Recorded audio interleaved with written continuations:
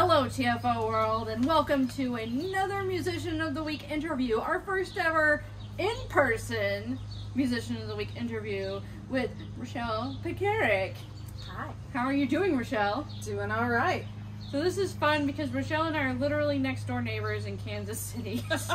So, you know, she has a really long trek to come over here and talk to me on the porch.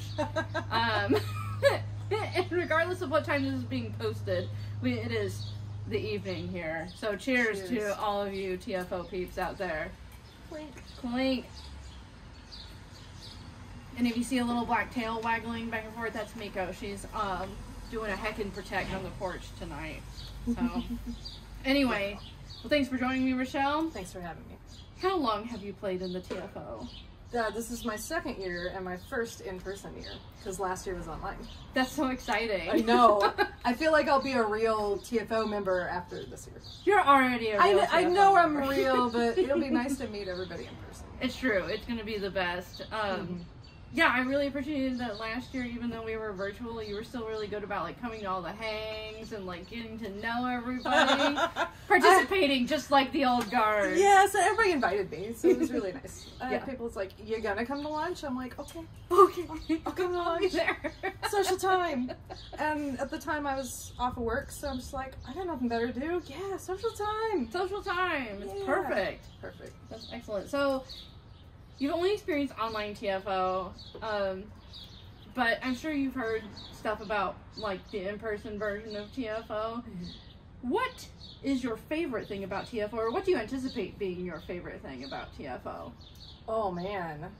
Well, I mean, I keep hearing about Chunch. I feel like I need to experience that. Yeah. I've heard about Chelsea's cooking, so that's like the other takeaway. And Chelsea's not going to be there that I've heard. So why, Chelsea? Why? I'll have to wait till next year. Yeah. I got to look at videos of all of her food and all of the lunches last time. Yes. And I've been playing music with happy people. It's going to be a lot of fun. It's definitely going to be Just the camaraderie and playing music and being in person. I mean, that's going to be fantastic. I know, it's going to be so good. I can't wait to be in person. Yeah. Well, I also, I'm really excited to experience Branson from a Branson person's point of view, because I grew up, you know, down the road in Springfield, and Branson has a certain stereotype. And I know people that live there know all like the local spots, and I'm really excited to see it from your point of view. Yeah, it's a great. I like Branson like from a local perspective, but I also like can't imagine vacationing there either. Yeah, well, this is kind of a vacation for me. I'm just like, this is kind of like a Branson vacation without, you know, all the tourists. Yeah, I'm really excited. It'll be a lot of fun. A community member. Exactly. While you're there, for sure. So we already talked about the fact that you live right next door to me. But can you tell the audience a little bit about what you're doing during the year when you're not participating in TFO? Sure. So I live in Kansas City, even though I'm originally from Springfield. I live next door to Larkin, and I work for a screen printing shop. I manage shipping and receiving, which is a very different world than a lot of the people at TFO that, you know, teach full time and are in academia. Anyway, it's interesting. I've been out in it the last few months. You know, you hear about people complaining about working from home during COVID. That's not the case for me. I've been at work, and we've been taking precautions. It's been a blast. I'm glad you're having a great time. Yeah, great time. And then musically, I teach a few students. They've all been virtual since the pandemic started. And I also play porch music with Larkin. Yes. With me. Yes. And a lot of TFO members. friends. Yes. Let's see, it's been hard to get many other musical outlets, but that's been my main one. It's been a lot of fun. Yeah, for sure. Porch music's been, I think, a lifesaver for really been a lifesaver. all of us. Yeah. Cool. So you're obviously living in Kansas City and yes. working here as well, playing in porch music, working in screen printing. Yes. I'm sure you and Steven will have some stuff to talk about. Yeah. Steven hit me up. Yes. All about it. So, and you kind of touched on the fact that you've been teaching virtually since the pandemic started, but can you tell us a little bit about, like, anything that happened to you and your work and your momentum when the pandemic started. Negative or positive. Well, just overall, like, life. Yeah, life. It was really interesting because a lot of people were, you know, just scrambling around because the world is going crazy and work has sent them home and they've got the kids to deal with and their outlets are all gone. Their hobbies and stuff. I had the opposite experience. I was off work for a few weeks while we were trying to figure out what was going on because screen printing, we work with a lot of large events and there were no large events happening. All of our jobs that we had lined up were all suddenly canceled. So they sent a few of us home for a little bit, and I volunteered. So it was nice to be at home and have a chance as like a staycation for me. It was nice to be able to focus on myself and catch up on a lot of projects that I put off for a long time and play music. I hadn't been making much music, so I'd been making it a priority. I'm just like, okay, in 2020, I'm gonna audition for this and I'm gonna work on this. And then suddenly I was home and I mean, auditions were off, but I got to play music. It was really nice. Got to make music with my neighbor and meet a bunch of new friends in person for porch music, and then I got to meet a lot of new friends online for TFO. So that part of the pandemic, you know, I just was rolling with it. It was nice to be at home and take a, you know, just, it was a blessing to be able to take a little vacation and focus on myself, you know. It was kind of a once-in-a-lifetime opportunity because adults don't get vacations like that. So that part was nice, and then I went back to work, and that was kind of weird because, you know, we didn't know exactly how contagious it was, and masking wasn't a thing when I first went back to work. Like, it was starting to become a thing, but it was very, very voluntary. So that was probably the biggest hurdle, was just, like, being around people that would forget to wear their mask or was uncomfortable in the heat wearing a mask, or at the grocery store, a lot of people that have it under their nose. So that was the biggest hurdle, being out in it. Was just being suddenly around people and assuming every person you met was sick. It's terrifying. It is terrifying, exactly. I kind of could make peace with the grocery store because I had to, because I'm just like, okay, in and out, it'll be okay. You know, the germs can't find you if you're moving fast. Like, it'll be okay. But whenever you're like rubbing shoulders with the same people and indoors and everything, it was really, really strange. I was lucky I had a really good coworker who was on the same page as me. So the person I had to share space with the most was, you know, on the same page. So it's like, nope, masks up all the time. Good. You want to eat, go outside. I'll even drink my coffee outside. It'll be okay. So that was all right. That's good. It was nice to be employed. Oh my gosh, I'm grateful that I had a paycheck coming in. A lot of people can't say that. Right, for sure. So that was great. That peace of mind was fantastic. You really saw a lot of silver linings when it came to the pandemic. And I feel like we heard a lot of that even from musicians, that it was nice to get some relief or a break from the rat race. Yes. Basically. Exactly. On the flip side of that, all my students, my musicking, we talked about porch music, my students were all online. Yeah. And that I didn't really know what to expect. There's a very exciting person down the block. All right, so the students this year have been interesting because they're all online, and that went way better than I thought. Good.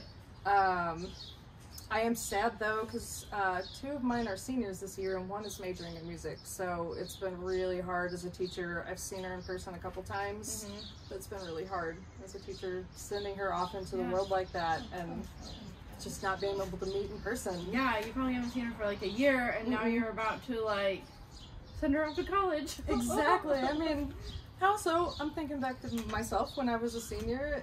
My teacher was there cheering me on and meeting with me and helping me bridge that gap. I'm like, as a student, I'm just like, it'd be weird if you didn't see your violin teacher. Right, yeah. So that part has been sad, but my students have been really good troopers, and we've been able to make a lot of progress happen. Excellent. Yeah. Well, that's so good to hear. And they're, like, in spite of everything, there's some goodness happening and coming out of it. Yeah. For sure. So, however, the coronavirus, COVID-19, wasn't the only crummy thing to strike the U.S. last year. We experienced a good deal of civil unrest and, like, some social badness as well. Yeah. Did you have any experiences with that, or did you have to like help your students with their experiences?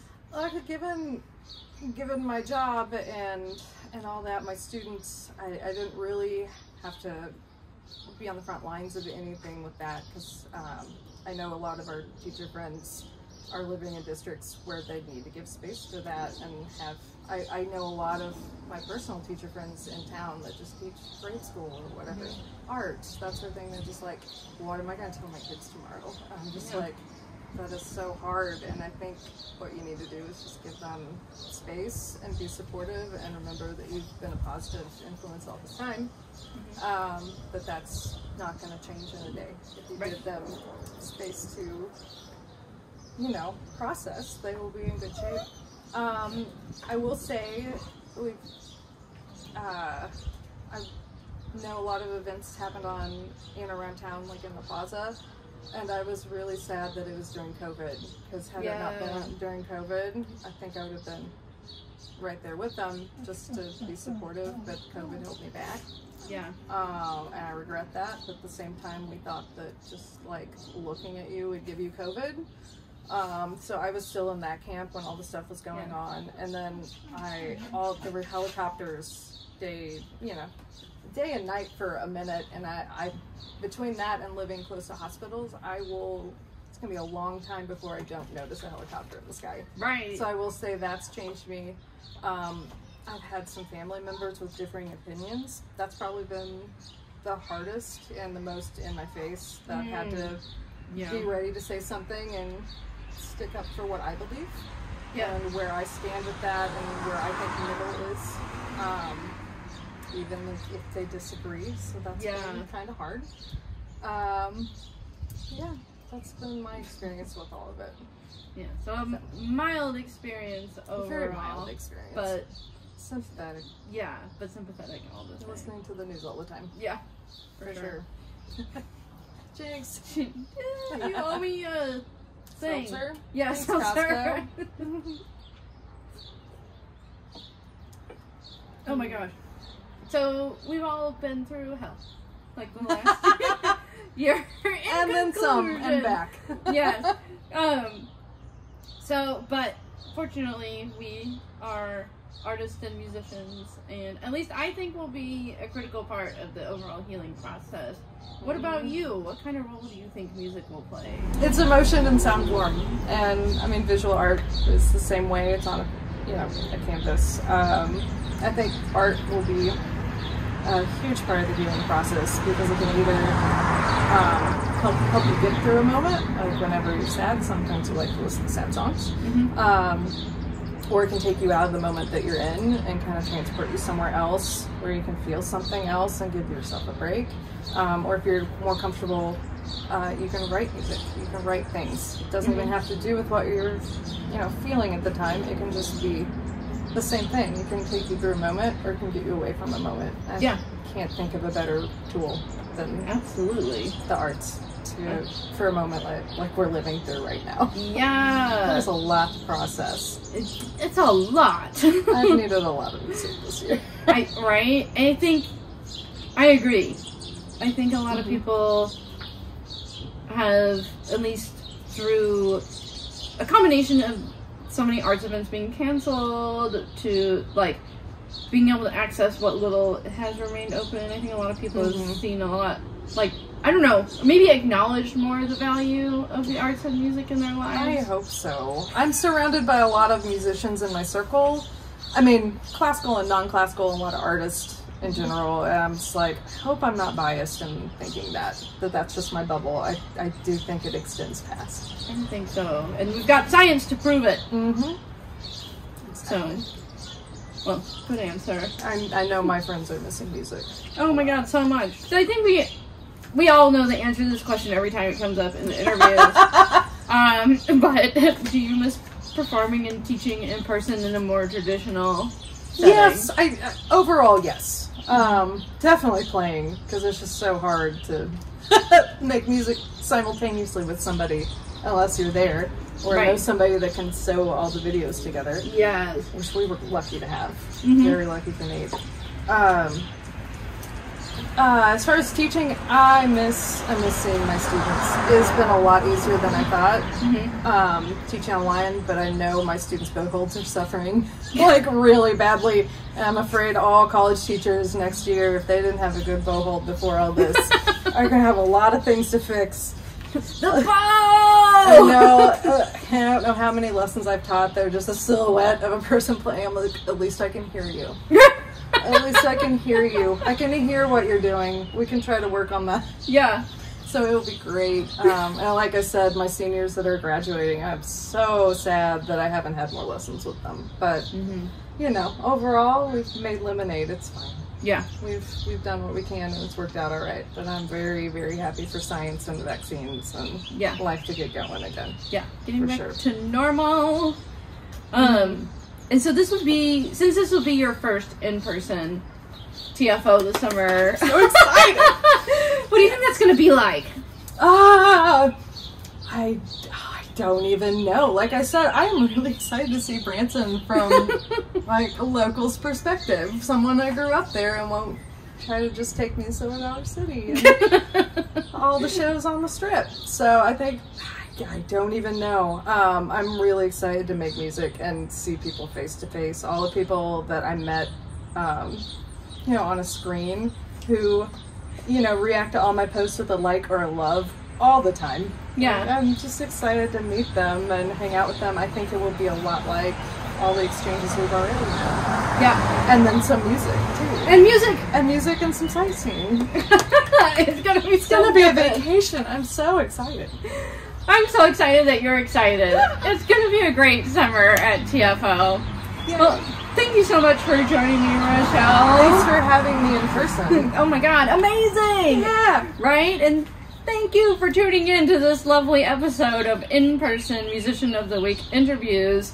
Stay tuned next time for another interview in about a week or so. Maybe I can get one of the other Porch Music people to do an in-person one. We know people. We know people, indeed. People that are vaccinated and want to I share know. airspace Oh with yeah, us. we're both vaccinated. That's why We can went do together. This. We went together. Vaccine buddies. BFFs. Yes. VBFFs. VBFF. I don't know, something like that. Vaccine buddies. Check back here for more interviews, and don't forget to check in with the TFO's website, TaneyComeOn Festival Orchestra.org, for any necessary updates, season schedule, all that good stuff. We'll see you next time.